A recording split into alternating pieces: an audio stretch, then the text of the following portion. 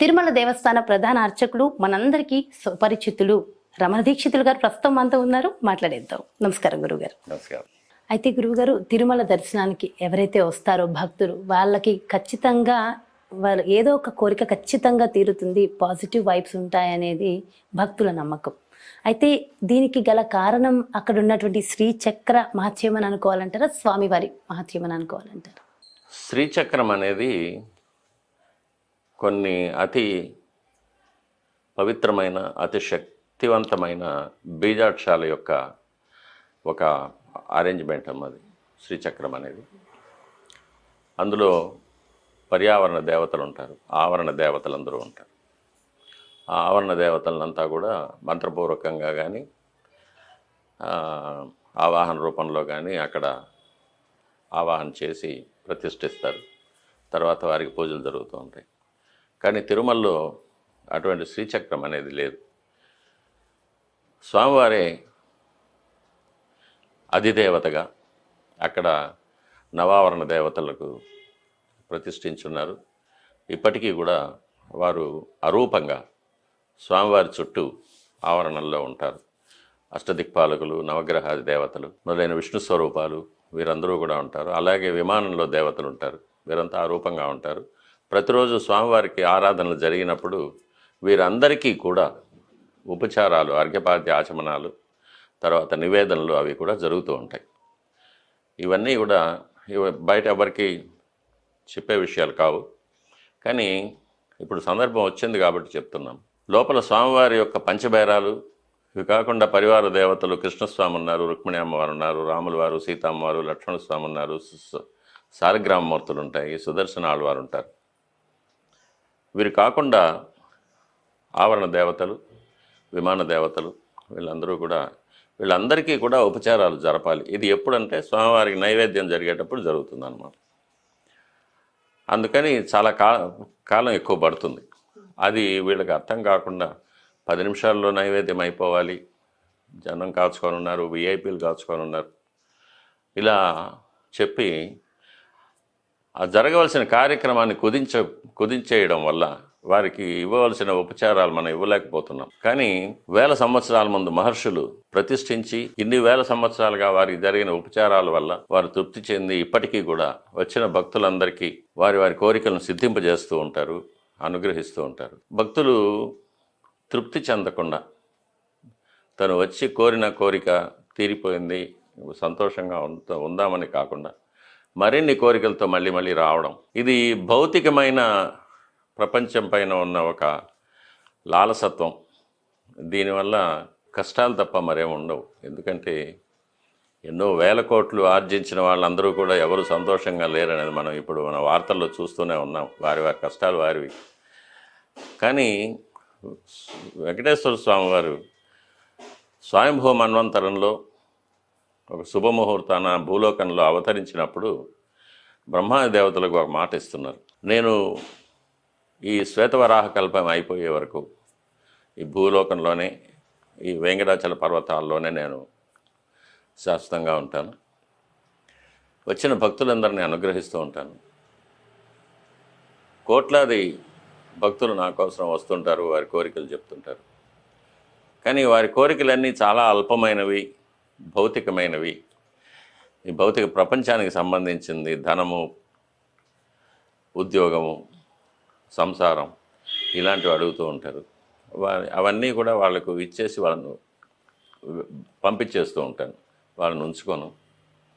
కానీ కోట్లాదిలో ఒక భక్తుడు వస్తాడు, వాడు నాకు నువ్వే కావాలంటాడు, ఇంకేం వద్దు, నాకు నువ్వు కావాలి చాలు అంటాడు. అటువంటి భక్తుడిని నేను నా పాదాల దగ్గర ఉంచుకొని జీవితాంతం అతన్ని కాపాడి చివరిగా అతన్ని నాలో చేర్చుకుంటాను. అది కాకుండా ఇక్కడ ఈ దేవాలయం అనే పేరులో నేను ఒక భ్రాంతిని కలుగు చేస్తాను, ఒక భ్రమను కలుగు చేస్తాను.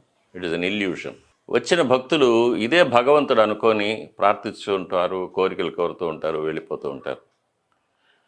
కానీ నన్ను కావాలనుకున్న భక్తుడు వచ్చి తను ఈ భ్రమను దాటి చూడగలడు. అతనికి అటువంటి శక్తి ఇస్తాను నేను. నేను వైకుంఠంలో ఎలాగా శ్రీదేవి భూదేవి నీలాదేవితోనూ సుదర్శన పాంచజన్యాది పంచాయుధాలతోనూ నిత్యసూరులనే సప్త ఋషులు విశ్వక్సేనులు విఖనసులు వీరందరితోనూ నేను ఎలా కొలువై వైకుంఠంలో క్షీర సముద్రంలో ఉంటానో అదే వైభవంలో నేను ఎప్పుడూ ఇక్కడే ఉంటాను. కానీ అటువంటి భక్తుడు మాత్రమే నన్ను ఈ భ్రమను మీరి నన్ను చూడగలడు. నేను అతనికి ఆ దర్శనం ఇస్తాను. ఎవరైనా సరే ఈ భౌతికమైన ఈ భ్రమను వీడి నన్ను చూడాలనుకుంటే చూడవచ్చు. అయితే ఇది కలియుగ మాయ కదా గురువు గారు, కలియుగం కదా, ఆ మాయ అంతా మాయే. సో నిజంగా అలా స్వామి నువ్వే కావాలనే భక్తులు ఉంటారా? కోటికో నూటికో ఒకళ్ళన్నా? మహర్షులు ఎంతోమంది తపోధనులు, మహర్షులు, యోగులు, సిద్ధపురుషులు అంతా ఇక్కడే ఉన్నారమ్మా, ఇక్కడ ఉన్నారు సిద్ధపురుషులు. వాళ్ళందరూ కూడా ఈ పునర్జన్మ చక్రం నుంచి బయటపడిన వారు, పునర్జన్మ రాహిత్యం పొంది శాశ్వతమైన దివ్య దేహాలు పొందినవారు. వారు ప్రతిరోజు స్వామివారిని సేవించుకుంటూ ఉన్నారు, ఇక్కడే ఉన్నారు. అయితే స్వామివారు ఒకనొక టైంలో మాట్లాడేవారని, ప్రత్యక్షంగా అన్ని విషయాలు చెప్పేవారని, పలానా భక్తులు వస్తున్నారు చూడమని అనేవారని అంటారు. ఇందులో ఇప్పటికీ మాట్లాడతారు. మీరు మాట్లాడిన సందర్భాలు ఉన్నాయా గురువు గారు? మాతో ఒక్క 2 విషయాలు షేర్ చేసుకోరా? పుట్టిన బిడ్డ తల్లితో ఎలా కమ్యూనికేట్ అవుతుంది? మాటలు అక్కర్లేదు, భాష అక్కర్లేదు, వ్యాకరణం అక్కర్లేదు, శబ్దం అక్కర్లేదు. స్వామివారితో మాట్లాడడానికి ఇవన్నీ ఏం అక్కర్లేదమ్మా. ఎందుకంటే ఆయనే అంతరాత్మగా మనలో ఉన్నాడు, మనం విశ్వంలో ఆయనలో ఉన్నాం. కాబట్టి మనం ఆయనలో ఒక భాగం, ఆయన మనలో ఒక భాగం. కాబట్టి మనం అసలు మనకు వచ్చే ఆలోచనలే ఆయన కల్పించినవి. అయితే ఆయనకి చేసే అలంకారం కూడా ఆయనే చేయించుకుంటాడు. అందుకే ప్రతి వారం వేరు ఒకలాగా ఉంటారు, ఒక్కొక్క వారం ఒక్కొక్కలా ఉంటారు స్వామివారు. అదే నగలు, అదే కిరీటాలు, అవే వస్త్రం అంతా అదే. కానీ స్వామివారు ఒక్కొక్క వారం ఒక్కొక్కలా కనిపిస్తారు.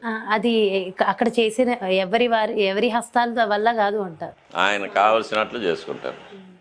కొన్నిసార్లు కిరీటం వంకరగా కూడా ఉంటుంది. ఒకసారి ఒక అధికారి అడిగారు, అంటే కొన్ని కోడ్ వర్డ్స్ వాడుతుంటాం అలంకారాల్లో మేము మా లోపల అర్చకుల మధ్య.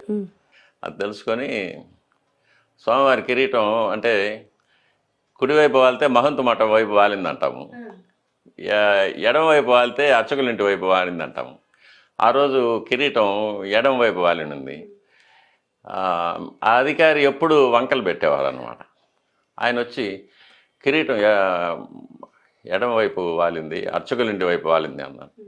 అందుకు నేను చెప్పాను, స్వామివారు ఎప్పుడు కిరీటమే కాదు, స్వామివారు ఎప్పుడు కూడా అర్చకుల వైపే వాలి ఉంటారు అన్నాను.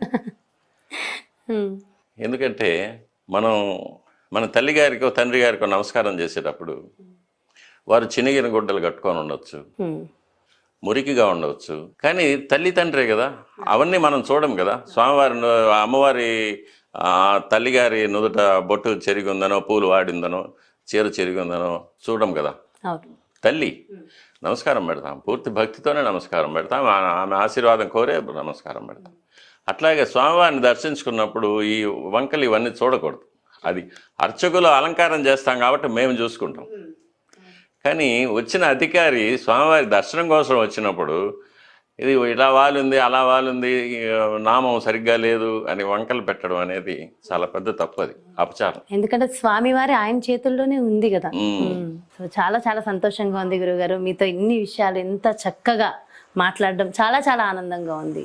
Thank you so much. మీ విలువైన సమయాన్ని మా కోసం వెచ్చించి చక్కగా మా వ్యూవర్స్ కోసం, మన ప్రేక్షకులందరి కోసం ప్రతి ప్రశ్నకి ఎంతో చక్కగా సమాధానం చెప్పారు. ఎన్నెన్నో రెమెడీస్ కూడా అందించారు, స్వామివారి మహత్యాన్ని తెలియజేశారు.